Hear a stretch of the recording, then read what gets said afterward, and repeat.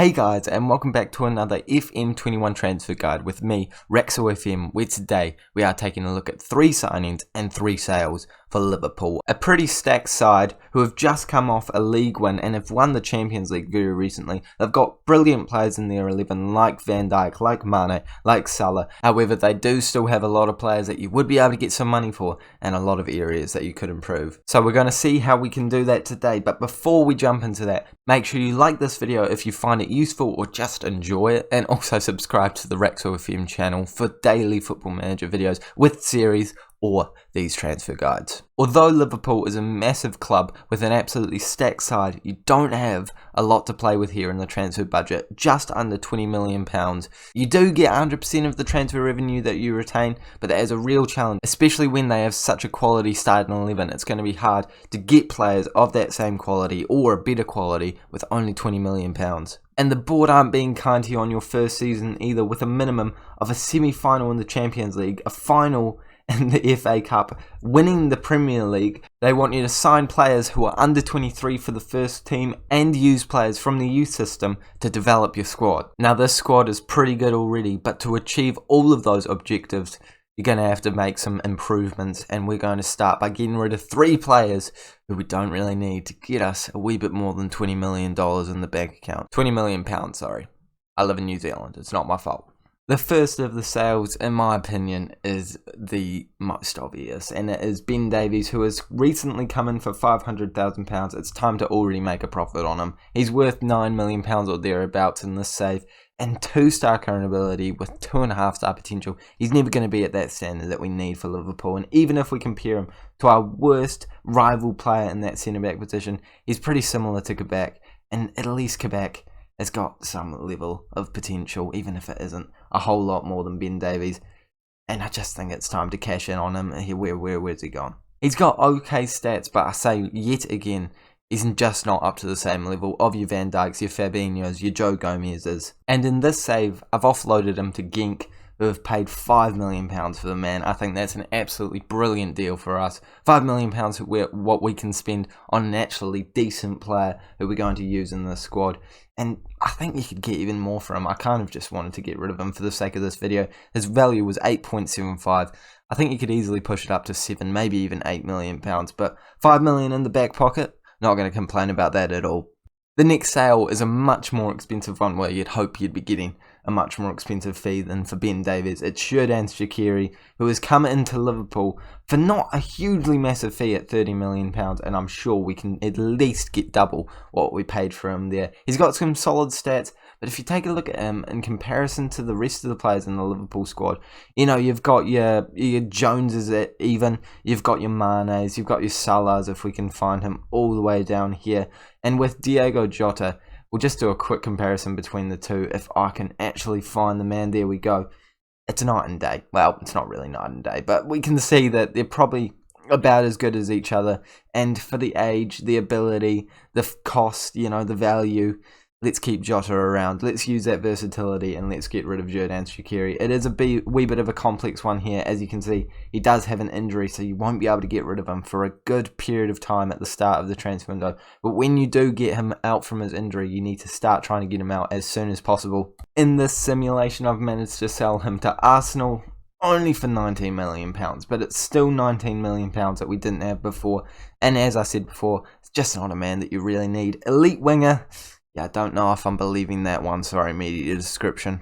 And the last sale, again, not a huge fee, that's Adrian, and he has got to go. In real life, he's not having the best days at the office at Liverpool, and he's worth £5 million right now, but he's 33 years of age. That is going to plummet to about £100,000 at some point very soon, so we may as well get rid of him. He's coming on a free. We can get rid of him now. He's got some average stats, definitely the second best goalkeeper in the club. However, even bringing up Kelleher and taking a comparison between those two, he's not that much better. If I can actually get my finger to go on the comparison, there we go. He's just not that much better. He's better in almost every single stat, but if you take a look at the age, the ability, the value of the players, it's intelligent to get rid of Adrian for the age that he adds at. And if you're really not into keeping Kelleher, bring back Karius. You can recall him from loan, and if you compare those two between Adrian and Karius, there's not a lot in it.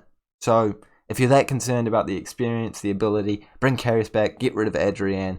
Alternatively, you could recall Karius and sell him, but to be honest, I think that Adrian's the better one. 33 years of age, not a bad player at all, but probably time to cash in on him before he becomes worth, well, next to nothing, basically. In this save, I've sent him out to Turkey, and I have managed to get £4.6 million for him. It's a no-brainer. He's not going to be worth much in the future, as I've already said about 7 times. Sell him, get 4.6. After all those sales, that £20 million that we previously had is now looking a lot stronger with £56 million. And it's time to work out where we need to strengthen the squad so that we can make signings to improve this team now that we've gotten rid of some of the dead weight. Taking a look at the squad depth page, which is how we always roll on this channel with these analyses, we can see that the striker position, the left wing, the right wing are looking pretty good on the surface level. However, if you dig a little bit deeper, you can see that we've only got Mane, Salah and Firmino that are really of that insanely high quality. I mean, Jota is definitely an up-and-coming player. No, don't get me wrong, he's a good one. But it's not quite what we need in all of those positions. So potentially getting a right winger, a left winger, or a striker. My pick would be a new striker because Roberto Firmino, 29 years of age, he's not getting much younger. He's not insanely old, but it's nice to have like a better backup for him than just Divock Origi, who was a player, by the way, you could sell if you do want to cash in on him now. So I think one of those positions ideally would be the way you would want to go, mainly the striker position, just for a decent player to bring into that sort of a role. In the midfield, on face value, once again, looks very good. Got a lot of good options. Fabinho, Henderson, Wijnaldum. We've got Milner, Oxlade-Chamberlain. Plenty of great options there, right? Wrong. There is no attacking out-and-out players. I mean, Oxlade-Chamberlain certainly isn't a bad man to do that sort of a job, but I think that is the focus for me. All of these players are very defensive. You look at Fabinho, Wijnaldum, Henderson, Milner, even Trent Alexander-Arnold, who is actually a right back, can play in that central defensive midfield role. It's definitely more defensive players than attacking. So trying to get a new attacking midfielder in that sort of role, maybe a Mazzala on an attacking duty would be great. Even a box-to-box midfielder that could do the job really well so that you don't have to put someone like Wijnaldum, who's probably more suited to a different sort of role in that position. So that's definitely an option for me. So currently we've got a striker or a winger if you get a wee bit desperate, and an attacking midfielder. And in the last role, we can see that right back, okay, let's not get too picky here. We're probably okay. Trent Alexander-Arnold, as long as he plays okay for the entire season, as long as he stays uninjured, he's going to be fine. He's a world-class right back, we all know it. Same with Roberto. Roberto? I've just called Robertson Roberto. That's leaving. That's staying in the video, isn't it? He's probably going to be fine on that left-hand side. We've got Demiscus, I think I'm saying that right, out of his reserve player, so I don't think we really need to strengthen those positions. However, the centre-backs, it's good.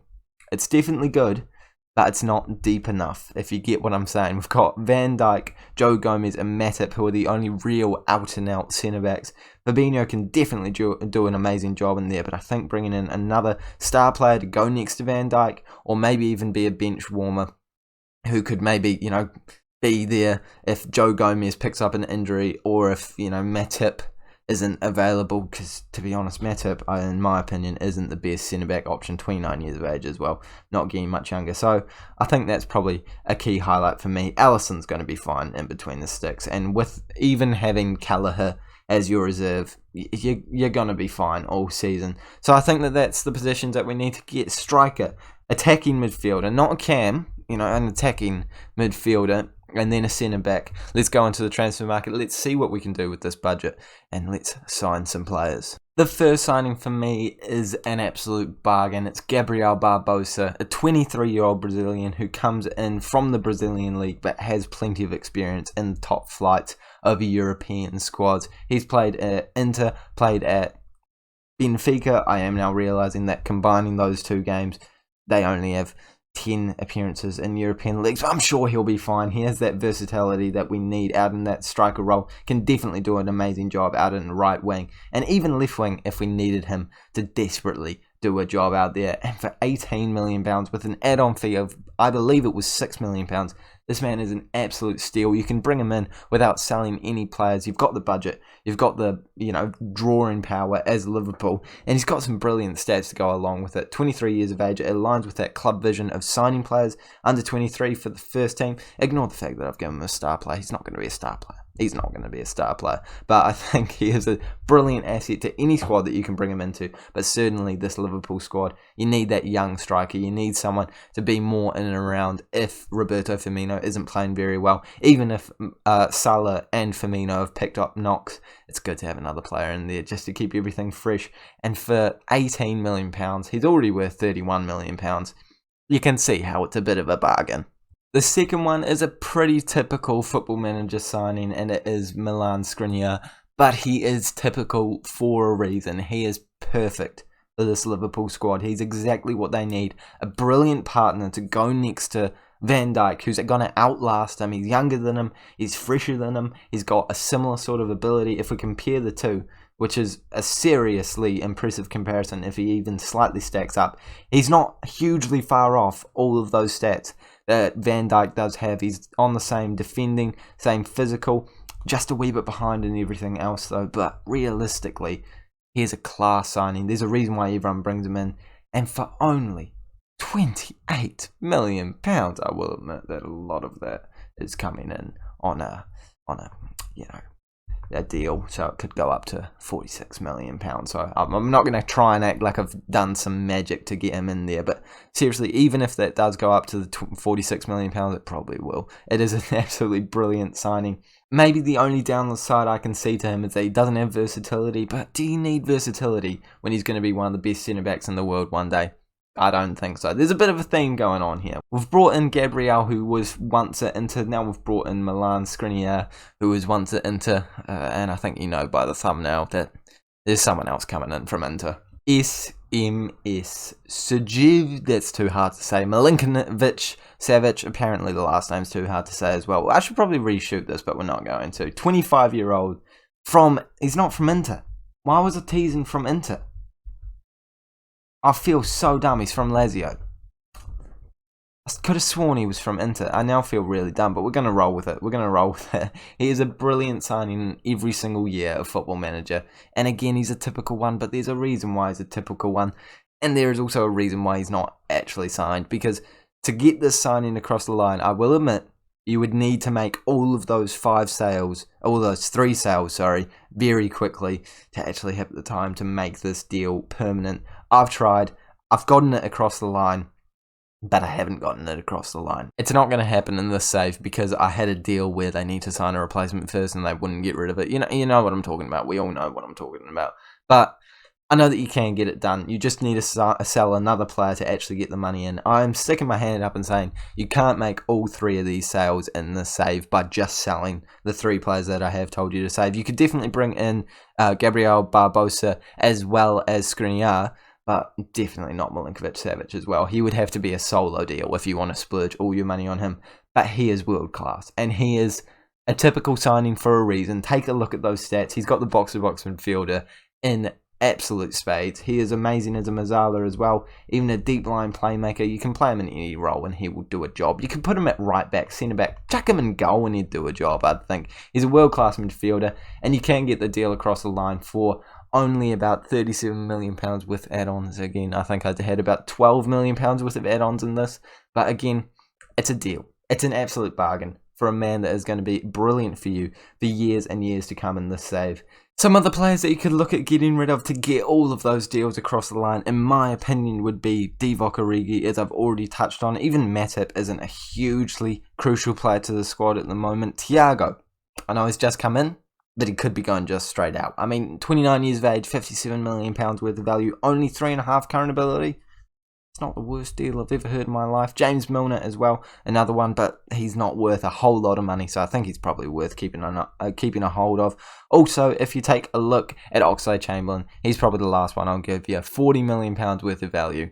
He's not the best player of all time, but I think he's worth keeping around for 27 years of age. But you know, if you really need that money, those are some options. I wouldn't really consider getting rid of anyone else unless some insane bids came in. I mean, Wijnaldum's got some interest, as well as, I believe, Roberto Firmino just in this save. So, I mean, if a big bid came in for Roberto Firmino for £70 million in this save, obviously I wouldn't take it. But if I was actually doing a Liverpool one, that would definitely be crossing my mind. So there's some options for you, and I hope that those do help you along with those 3 other sales that you should have definitely made. Like, trust me, you don't need any of those players. So there is our 3 signings and 3 sales for Liverpool. If you have enjoyed this video, please make sure that you like it. Make sure to subscribe to the YouTube channel so that you don't miss anything. Comment down below how you think I've done with this one. I will admit this was probably the hardest one yet. With the small budget, with the insanely good team. You know, as I said before, I don't want to give you signings that you're not actually going to use. So I hope you don't mind me giving you a bunch of signings that you're not actually going to be able to make all of them for. But either way, I've enjoyed the process. I hope you've enjoyed the video. Don't forget to like and subscribe, as I've already said about 3 times over and over again. And I will see you all later.